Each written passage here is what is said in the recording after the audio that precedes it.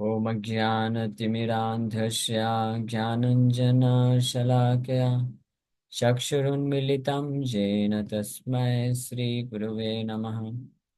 नमो विष्णुपादाय कृष्णप्रेष्ठाय भूतले श्रीमते भक्तिवेदान्तस्वामिन्निति नामिने। नमस्ते सारस्वती देवे गौरवाणी प्रचारिणे निर्विशेषा शून्यवादी पाश्चात्यदेशतारिणे। नमो महावतन्याय कृष्णप्रेमप्रदायते कृष्णाय कृष्णचैतन्यनामने गौरतुसे नमः। जय श्री कृष्ण चैतन्य प्रभु नित्यानंद श्री अद्वैत गदाधर शिवासादि गौर भक्त वृंद। हरे कृष्णा कृष्णा कृष्णा हरे हरे, हरे Ram Ram Ram Hare Hare. Hare Krishna. So we welcome everyone for today's discussion on Srimad Bhagavad Gita, the manual of life. So today we are going to discuss from first chapter, verse number first. So we already discussed about the summary of the entire first chapter, and we also discussed why Arjuna fell into illusion and why Krishna did not speak even a single word in the first chapter, and how Krishna is very expert, a spiritual master guru, and who understood the problem of his disciple Arjuna very perfectly, and then accordingly he started speaking Bhagavad Gita from second chapter onwards. So now we are going to discuss verse by one verse in detail. So first I'll recite the verse, and then some of you can read the translation, and then I'll explain the translation a little bit, and then finally some other student, uh, someone else can read purport, and then we'll discuss purport also. Okay. So this is the first verse of Bhagavad Gita spoken by Dhritarashtra, uh, as the father of Kauravas, Duryodhan, and this is the only verse Dhritarashtra spoke in Bhagavad Gita, and afterwards he just remained silent, hearing from Sanjay the entire Bhagavad Gita. So this verse reveals the mentality of Dhritarashtra. So I'll explain it and I'll ask the question also afterwards. So Dhritarashtra Uvacha Dharmakshetre Kurukshetre Samaveta Yuyutsavah Mamakaः Pandavaश्चैव किमकुर्वत Sanjaya. Okay. So Dhritarashtra Uvasha, Dhritarashtra said, Dharmakshetre Kurukshetre. Dharmakshetra means the place of pilgrimage. Kurukshetra is the place named Kurukshetra.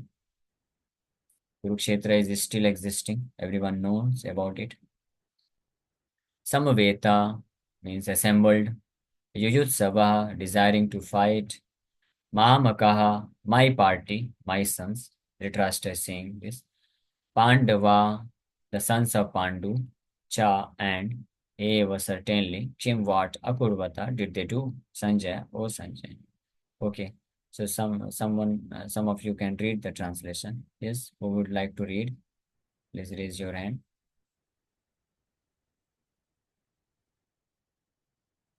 Yes.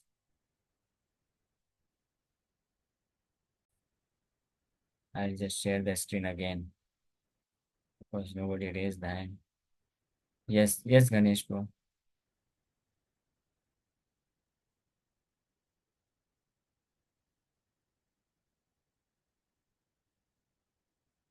Ganesh bro. Dhritarashtra said, O Sanjaya, after my son and the sons of Pandu assembled in the place of pilgrimage at Kurukshetra, desiring to fight, what did they do? Yes, okay, thank you. So Dhritarashtra is asking this question to his secretary Sanjay. So battle is going on at Kurukshetra. Kurukshetra is the battlefield, and Dhritarashtra is sitting in Hastinapur, which is now known as New Delhi, and Kurukshetra is now also Kurukshetra is known as Kurukshetra. All of you know. From Delhi to Kurukshetra, if you take train, it will take 4 to 5 hours to reach Kurukshetra. So that is there.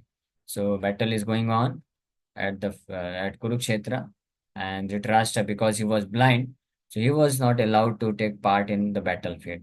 So his sons, they went there, and Sanjaya is Dhritarashtra, the secretary. So he's also sitting with Dhritarashtra.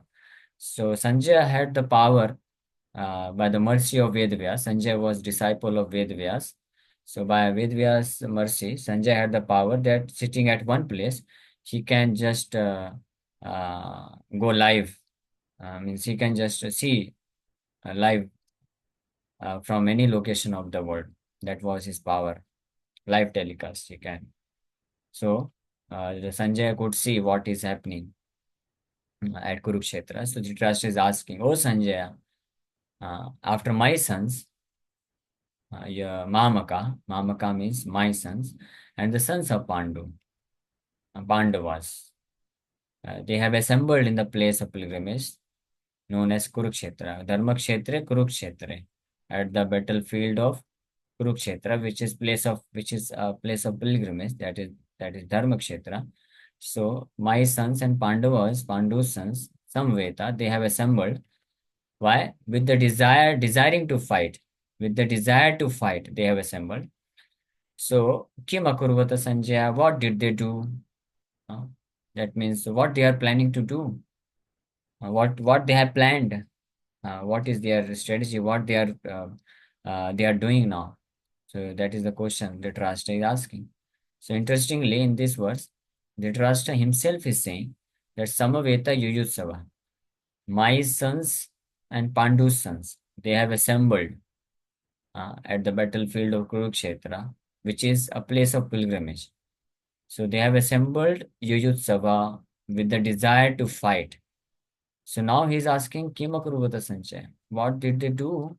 So it is a very awkward question because if you are already knowing, you already know, you are saying Yuyutsava, that means with the desire to fight, everyone has assembled there. So what will they do? They will fight. They must be planning how to fight. That's all. Why you are asking the question? It's very simple. Suppose if somebody says, my children and my neighbor's children, they took all the paraphernalia of their sports, cricket, football, whatever it may be, and they have gone to the field, a sports field, with the desire to play. Uh, so, what are they doing? If somebody asks like this, so this is a very awkward question because you already know they have taken all the paraphernalia of sports, and with the desire to play, they have gone to the sports field. So they must be planning how to play and what to play. They must be making the teams, and then they will be starting their sports. So where is the question? Why you are asking? What did they do? What are they doing? What are they planning? So that means something else is there behind this question. And what something else is there? That is stated in the first line. Dhritarashtra is anxious. Dhritarashtra is fearful. That fearfulness is being revealed in this verse. Hmm. So two things we'll discuss. We'll read purport also. The two things are there. First is the third line. Mamakaha Pandavasyaiva reveals the mentality of Dhritarashtra.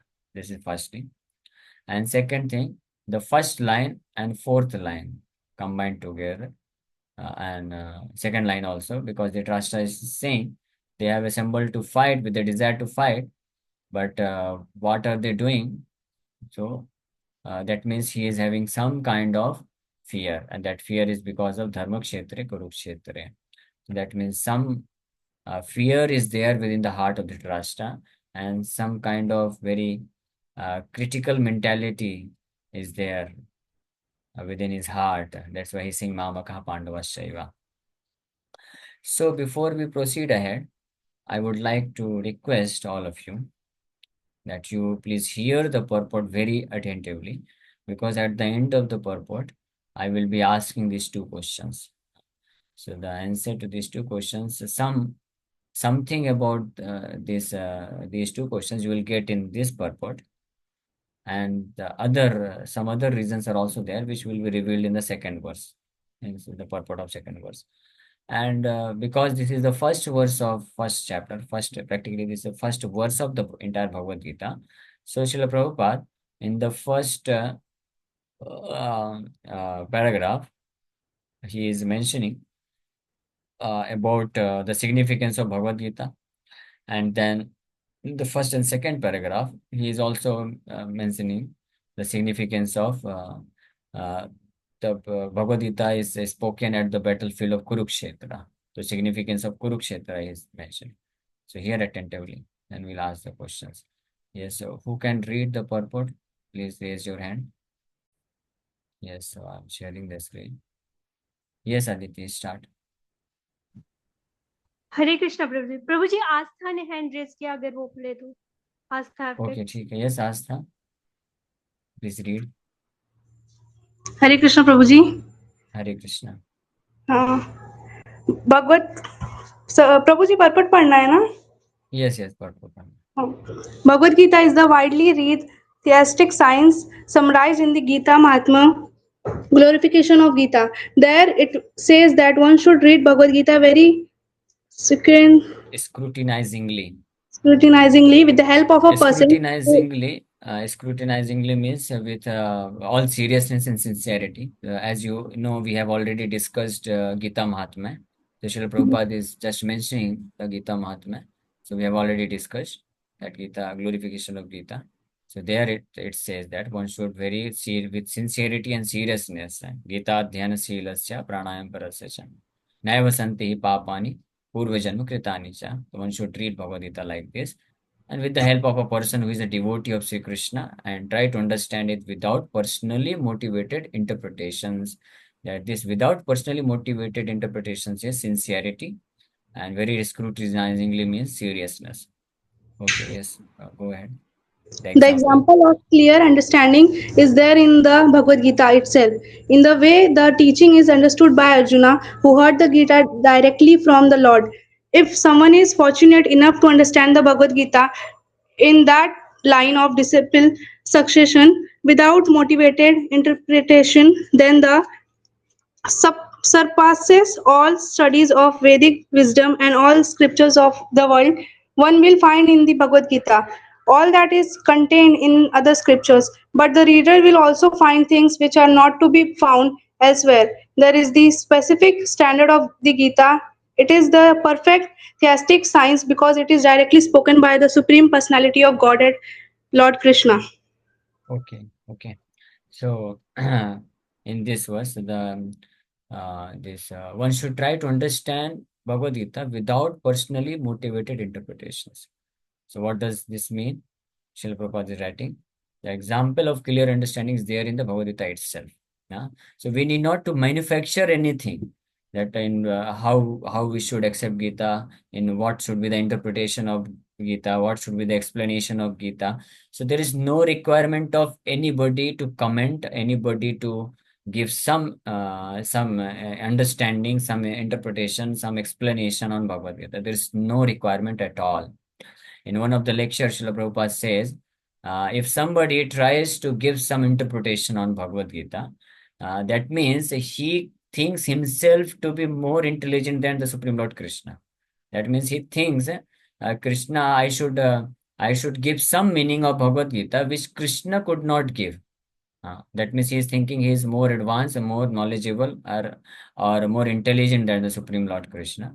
And that's why he is trying to give some meaning, some misinterpretation or other interpretation, which he says that when Krishna says like this, that means this. So these all things are bogus. Just like I'll give you one small example, you will be able to understand. So in the Bhagavad Gita, 9th chapter, Lord Krishna clearly explains, Man mana bhav mad bhakto madhyaji mam namaskaram. So anybody who is even little acquainted with Sanskrit grammar, Sanskrit language, so he can very easily understand the meaning of this line. Man mana means mat mana That means you engage your mind in thinking of me. That's all. This is very simple. And Prabhupada very simply, just as, that's why Prabhupada's this word to word meaning, translation, purport are as it is. That's why Prabhupada said Bhagavad Gita as it is. Why? Because he did not manufacture anything. He did not try to explain that when Krishna says like this, he means like this, something else. No. Whatever Krishna says, Srila Prabhupada just translated it. And because the people in this age are foolish, they require little more explanation with examples. So he has just simply tried with all logics and explanations and examples, just to make us convinced that whatever Krishna is saying, it is purely logical. Otherwise, actually, there was no requirement for writing purport.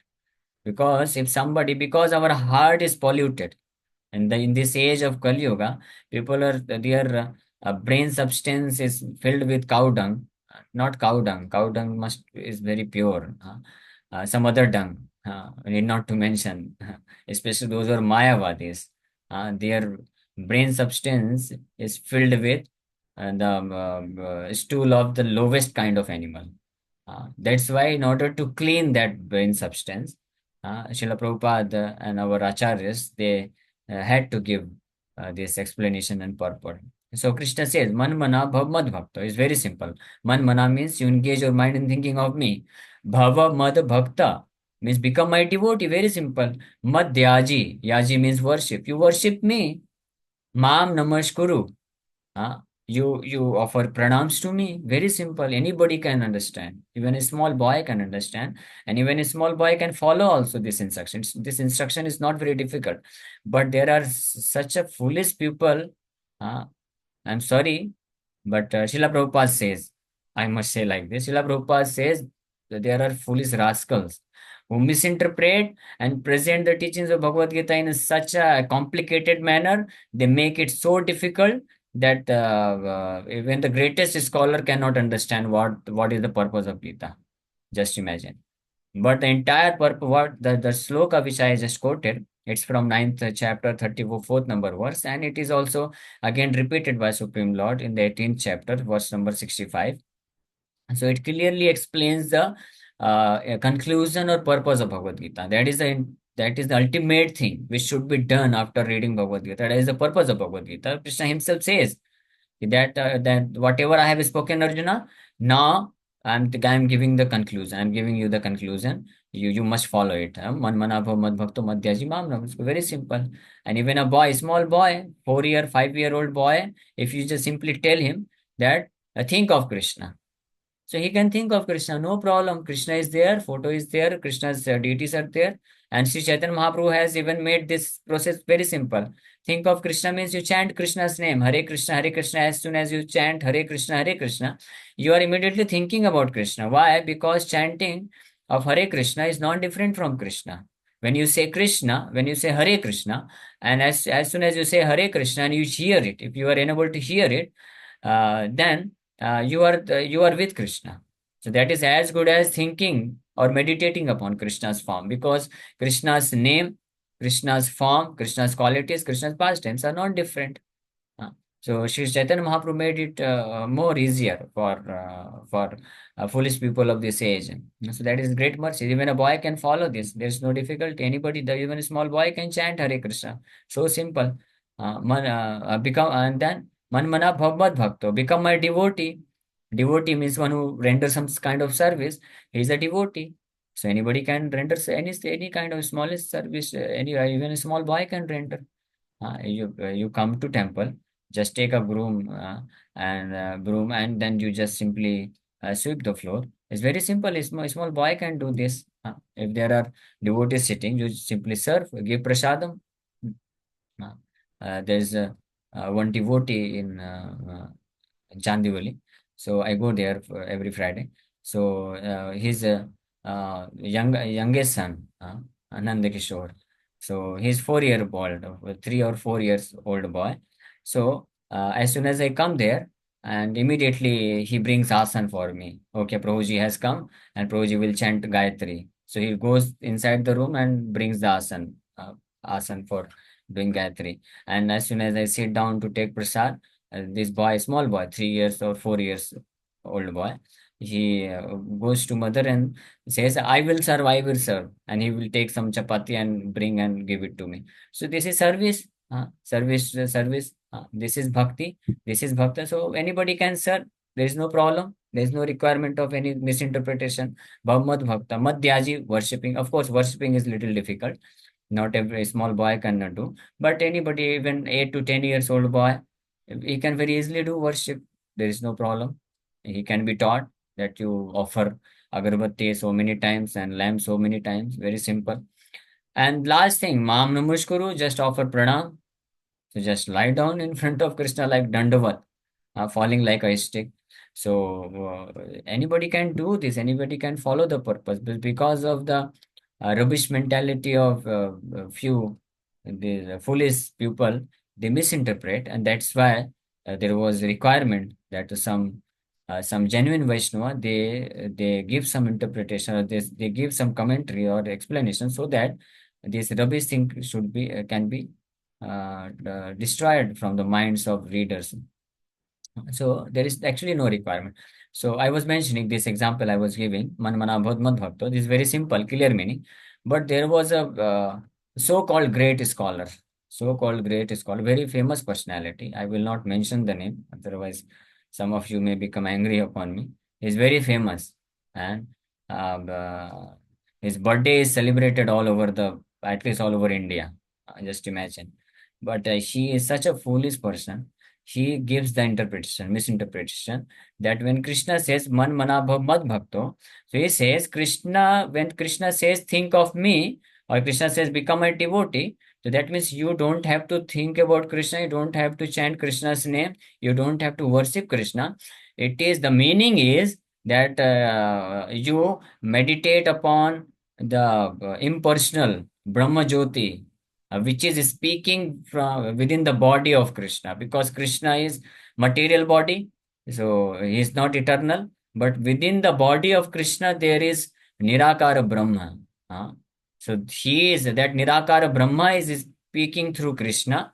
So when Krishna says Man Manabha Mat Bhakto, you think of me, you become my devotee. So actually that means you think about Nirakara Brahma Jyoti. You don't think about Krishna.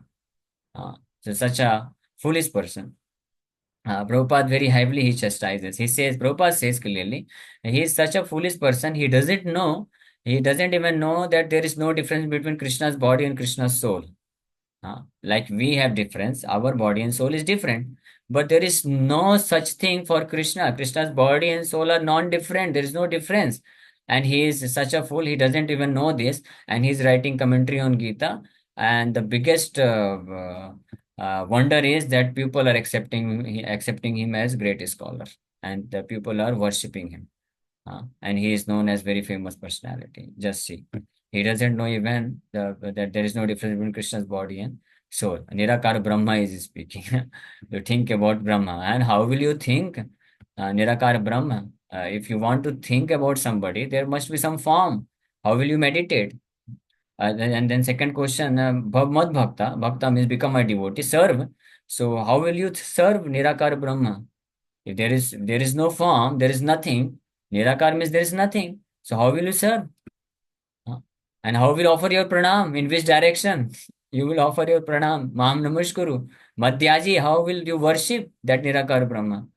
Such a foolish thing. If Krishna says, Man manabhav mad bhakto madhyaji Maham Namaskuru. So all these four things can only be done to some form. This cannot be done to some Nirakara Brahma. But just see, this kind of interpretations are being given. That is why Srila Prabhupada is very clearly writing here that the example of clear understanding is there in the Bhagavad Gita himself. Bhagavad Gita itself, Lord Krishna himself is speaking complete and perfect understanding in the Bhagavad Gita. There is no requirement for any other interpretation. So that is why Bhagavad Gita should be understood as it is understood by Arjuna.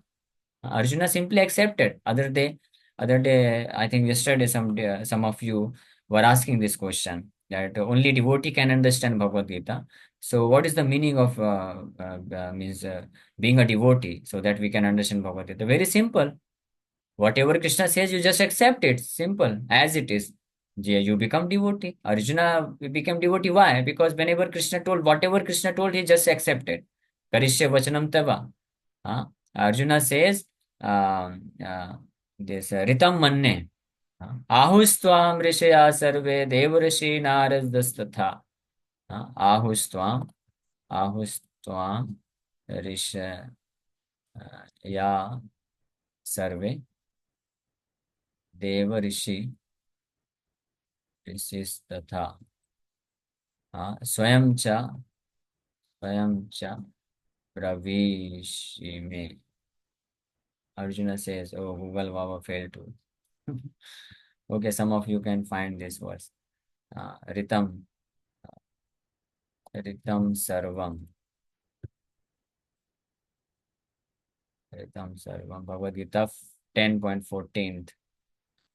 10.4. Sarvam etad ritam manne. Bhagavad Gita 10.14. Arjuna says, सर्वमेतम एतद् ऋतं मन्ये यन्मां वदसि केशव नहि ते भगवान व्यक्तिं विदुर्देवा न दानवा. My dear Krishna, I totally accept as truth all that you have told me. That's all. Neither the demigods nor the demons, O Lord, can understand your personality. I can understand because I totally accept all the truth you have told me. Nobody else can accept because they misinterpret it. They misinterpret. They don't accept as it is. Ahus Tam Vishaya Sarve. This is also important verse. This is 10. Okay. 10, 12, 13. Krishna, Arjuna says 12, 13. Arjuna Vacha. Param Brahma Param Dhama Pavitram Paramam Bhavan Purusham Sashvatam Divyam Adi Devam Ajam Vibhum Ahustvam Rishya Sarve Deva Rishir Naradasthatha Asito Devalo Vyasa Swayam Chaiva Brahmisi. Arjuna says, you are the Supreme Personality of Godhead, the ultimate abode, the purest, the absolute truth. You are the eternal, transcendental, original person, the unborn, the greatest. All the great sages such as Narada, Asita, Devala, and Vyasa confirm this truth about you, and now you yourself are declaring it to me. Arjuna clearly explains this. All the great sages, Narada, Asita, Devala, Vyasa, they all accept Krishna's transcendental personality. Krishna has divine form. His form is not material. But the foolish people of this material world, who have no existence at all, who have no knowledge, who are fools, whose heart is filled with all kinds of nasty material desires, envious and envy towards Krishna, they say like this, and foolish followers they follow him. But Arjuna is not like them. Arjuna says, Sarvameta Dritam Manne, whatever you speak, I accept in toto. No speculation. So that is actually the qualification of a devotee. So that's why, in the way the teaching is understood by Arjuna, one should understand. That is the meaning of sincerity. Then only one can understand. Who heard the Gita directly from the Lord. So if someone is fortunate enough to understand the Bhagavad Gita in that line of disciplic succession, so if some of you, we are fortunate, there is no doubt about it. At least I can say 100% with 100% guarantee, no doubt at all that we are fortunate that we are coming in the same line of disciplic succession. So whatever Srila Prabhupada, we are fortunate these purports, beautiful purports are written by Srila Prabhupada. So whatever Srila Prabhupada is telling, that is exactly what what Arjuna understood, and that is exactly what Krishna gave knowledge of Bhagavad Gita. So, if someone is fortunate enough to understand in that line of disciplic succession without motivated interpretation, then he surpasses all study of Vedic wisdom. Then he surpasses all Vedic studies. That means he understood entire Vedic literature. As in the Gita Mahatma, Lord Shiva says that the Sarva Upanishad Ogavo Dogdha Gopal Nandana Partho Vatsa Sudhir Bhokta Dugdham Gitamritam Mahat. All the Vedic literatures can be compared to cow. And Dogdha Gopalanandana, Krishna is milkman. He is milking the cow. And Arjuna is the first person to receive this milk, nectarian milk. And Gita is that nectar, that nectarian milk is there. So if one can read Bhagavad Gita in that line of disciplic succession, he can understand it very well. And he can understand the entire Vedic studies. That's why one will find in the Bhagavad Gita that is contained in other scriptures, but reader will also find things which are not to be found elsewhere. That is the specific standard of Gita. Gita will give you the knowledge which is available in all kinds of scriptures, not only in Vedic scriptures, Sanatan Dharma, all other scriptures, whether Bible, Quran, or anything else, whatever is there in existence, or whatever will come in the future. All the knowledge is already contained in the Bhagavad Gita, but there are some knowledge, few knowledge, not few, there are many knowledge which are in Bhagavad Gita which cannot be found elsewhere. That is the specific standard of Bhagavad Gita, and nobody can decline it. Nobody has power to say, to reject this proposal. Nobody has done this till now. It is a perfect theistic science because it is directly spoken by the Supreme Personality of Godhead, Lord Sri Krishna. Yah Swayam Padmanabhasya. Lord Shiva in Gita Mahatmya, he also says this. Kim Anne Shastra Vitsarai. Gita Sugita Kartabhya Kim Anne Shastra Vistarai. Yah Swayam Padmanamasya Mukha Padma Vinishrita. Kim Anne Shastra Vistarai. What need is there to read some other literature, some other Vedic literature, some other scriptures, because Gita is sufficient in itself, because Swayam Yah Swayam Padmanabhasya. The lotus navel Lord Vishnu, Lord Krishna himself has spoken Bhagavad Gita. So that is why. And it is explained in Bhagavad Gita also. Krishna himself says in 7th chapter, Krishna says to Arjuna that, my dear Arjuna, the knowledge which I am giving to you now, after knowing this knowledge, there shall remain nothing to be known for you. Krishna says clearly in the Gita. And if you read Bible, you will find at the end of his life, Jesus Christ clearly says to his disciple that there are many things to tell you, but you cannot bear it now. That's why I am not disclosing all the things. Whatever little bit I have given you, you just simply follow. Gradually, you will progress. This is simple thing. So we can understand. That's why other scriptures are compared to pocket dictionary. Bhagavad Gita is compared to Oxford Chambers dictionary. Everything is there. So okay. So we just today we just discussed first paragraph, but it was very worthy to discuss. Very important also. Tomorrow we'll read the 3 other paragraphs and we'll discuss about this for second. So thank you very much. Hare Krishna, Krishna Krishna, Hare Hare. Hare Ram, Ram Ram, Hare Hare. So I beg forgiveness also if I have during my explanation, if I have spoken something which might have hurt somebody. I've not told the name, but still. But my duty is to present the things as it is. That's why I tried my best. Thank you very much, Hare Krishna. If there are any questions, you can ask. Hare Krishna. So About Arjuna what? now knows everything that he must know. Yes. Exactly what were the words, Prabhuji? Verse number? That is 10.12, 13, and 14, which I quoted. Okay. Arjuna accepts as. Okay. Hare Krishna, Prabhuji. Anurupna. Hare Krishna. Yes, any other question? Hare Krishna, Prabhuji, Dandavat Pranam.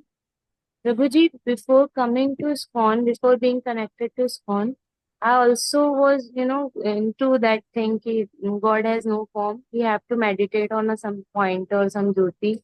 So somehow God has given the mercy so that we are able to join here right now. Prabhuji. Yes, Hare yes, yeah.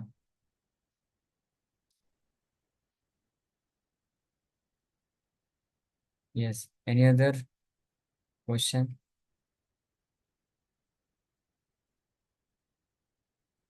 No question? Okay. Hare asking that one who is still thinking that God has no form, so will he get mercy in this birth? Yeah, he can get mercy if he can come in contact with such a pure Vaishnava as Srila Prabhupada. So he can become delivered, but he has to come in contact with the teachings of Srila Prabhupada. So they can come. But generally, those who are Mayavadis, uh, there are two varieties of persons who think that God has no form. So one variety is known as Brahmavadi or Nirakarvadi. So they are not offenders. They do not blaspheme Krishna. So they are simply attracted towards Brahmajyoti. They accept Krishna has transcendental form, Krishna has transcendental body, Krishna is supreme personality of Godhead, but they are not attracted to Krishna. They are simply attracted to meditation. Uh, So these kind of people, they do not commit offense uh, unto the lotus feet of Krishna. That's why as soon as they come in contact with some devotee, they get some taste, so they become devotees very easily. But those who are Mayavadis, like the name I mentioned, the biggest fool. So I did not mention the name, sorry. I just mentioned what he thinks. So these kind of Mayavadis, they are the greatest offenders of Krishna. So they can never become devotees. But even they can also become devotees if, in true sense, they accept some pure Vaishnava as their spiritual master. Then they can also become devotees. But generally, it doesn't happen because they are so polluted, their consciousness is so polluted, so they are so adamant, their false ego is so much that they do not surrender to such a pure devotee. And when this person, he was having the greatest position in India at that time, Srila Prabhupada got an opportunity, one opportunity to speak, present Bhagavatam, message of Bhagavatam in Japan. So Srila Prabhupada did not have enough amount to go there. Uh, traveling ticket he was not having. So he approached this person that you are also religious and you also wrote commentary on Gita, and I'm also trying to spread the teachings of our Sanatan Dharma. So I'm getting this very nice opportunity in Japan, and the organizers, they are ready to bear all my expenses in Japan, but they just want that I should come to Japan with my own tickets. So you just provide me the ticket for Japan, visa and passport and ticket for that. That much only I need your favor. So, but this person, she did not give even this much support. You can just imagine. If he was truly as saintly, he must have given the opportunity. And because of this, Srila Prabhupada could not go to Japan. And the conference was, the exhibition was there. And Srila Prabhupada prepared for that exhibition uh, from last 2 3 months. And he wrote a very wonderful articles also. And that book is still there. That book is published. But at that time, because Srila Prabhupada could not go there, so it was just a waste, but that was not waste. Later on, the disciples of Srila Prabhupada, they made those articles into a book, and that book is very nice book. All of you can read. That the name of that book is Light of Bhagavad Dharma. I will mention the name. It's a very wonderful book. You can read that book, Light of Bhagavad Dharma, which Srila Prabhupada wrote before going to America, before founding ISKCON. Light of Bhagavad Dharma, very wonderful book. And Japanese, when they, Srila Prabhupada sent them this book by mail. So when the organizers, they read it, so they were very much impressed. And that's why they told him that we will not charge anything when you come to Japan.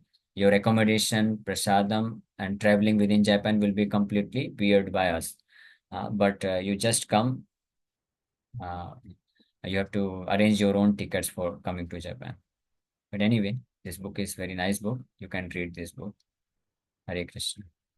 So some people of my class don't believe Krishna, but believe in my ability to solve problem of life. So they ask a question, but I don't answer. I just say this is Krishna's energy, which you don't believe. It is Krishna's energy. Is it right? It's asked question, but I don't answer. I just say, yes, you don't. No, okay. If they approach you for some material questions, with material questions, material problems, so there is no harm. There is nothing bad in giving them answer. You can answer them. You can solve their problem because after all, uh, this is Krishna's energy, Krishna's intelligence, Krishna's knowledge. So it should be shared with everyone. But and eventually, if you help them even materially to some degree, they may realize that Krishna devotees are not selfish. But if you just neglect them, if you say that you don't believe in Krishna, so I won't help you, so they may think that the Krishna devotee are very selfish. So rather, Krishna devotees, even materially, they are ready to help anyone, even if they are unwilling to accept Krishna consciousness, and they need some material help, which could help them to a certain degree. So that help may be given, no problem. Okay. Hare Prabhu Krishna. जी प्रभु जी उनको help कर देते हैं जो criticise नहीं करते हैं, वो नहीं करते जो क्रिटिसाइज करते हैं। No, जो क्रिटिसाइज हम करते हैं उनको भी हेल्प कर अच्छा सकते हैं, लगता है। बिकॉज बिकॉज जो क्रिटिसाइज करते हैं उनको भी आप हेल्प करेंगे, so they will stop criticizing Krishna, because they will understand, oh, Krishna devotees are so nice. We criticize Krishna, we criticize path of devotional service, still Krishna devotee are willing to help me, so they will not criticize. But when you are solving their problem, when we are with them, and during that time if they are still criticizing, so you can request them that if you don't want to accept Krishna, no problem, but don't criticize. So that is not good. I feel hurt. So you don't criticize. So they will not criticize because they want help. So no problem. Okay Prabhu ji, thank you. So after getting the ISKCON association, I am more happy as I can feel Krishna is there to guide us. Yes, definitely.